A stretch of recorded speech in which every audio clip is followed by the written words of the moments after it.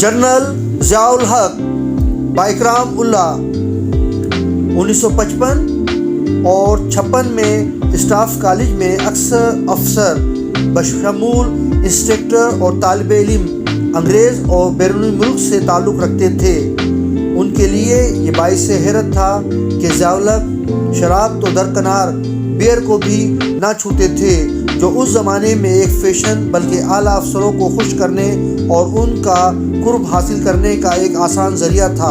انگریزوں کے علاوہ اپنے کئی پاکستانی سینئر افسر بھی اس پرانے برٹش انڈین آرمی کے عارضے میں مبتلا تھے، لیکن اس زمانے کا ہر افسر ضیاء الحق کی پاکیزہ سیرت اور نیک عادات کی قسم کھا سکتا ہے۔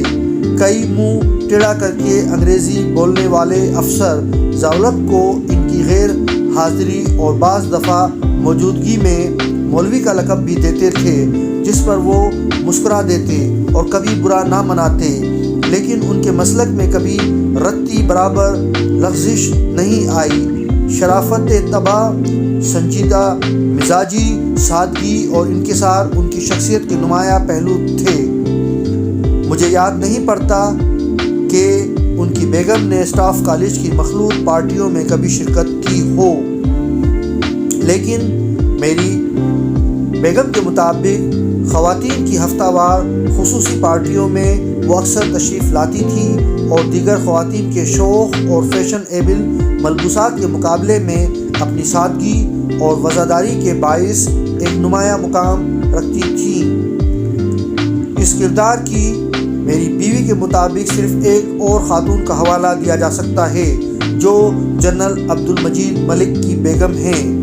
اسٹاف کالج کے رنگارنگ ماحول کے باوجود انہوں نے بھی بیگم ضیاء الحق کی طرح اپنا مشرقی اور اسلامی شعار ہر وقت اور ہر قیمت پر برقرار رکھا۔ کھانے، لباس اور میل جول میں ضیاء الحق کا ایک منفرد مقام تھا۔ اسٹاف کالج میں ایک عجیب رواج تھا کہ مرغی کا سالن 2 حصوں میں میز پر آتا تھا، گوشت کی 2 بوٹیاں فیکس علیحدہ اور شوربہ علیحدہ۔ یہ تکلف اس لیے کیا جاتا کہ کسی کا حق نہ مارا جائے۔ ضیاء الحق ہمیشہ تھوڑا سا شوربہ لیتے اور مرغی کے اپنے کوٹے سے یہ کہہ کر اجتناب کرتے کہ میرا کوٹا کوئی اور لے سکتا ہے۔ اس سسٹم پر ان کے احتجاج کا یہ ایک خاموش اور پروقار طریقہ تھا۔ ویسے ان کو سبزیوں وغیرہ سے زیادہ رغبت تھی اور بہت کم کھانا کھاتے تھے۔ اسی طرح لباس کا انتخاب بھی عمر بھر ایک جیسا رہا۔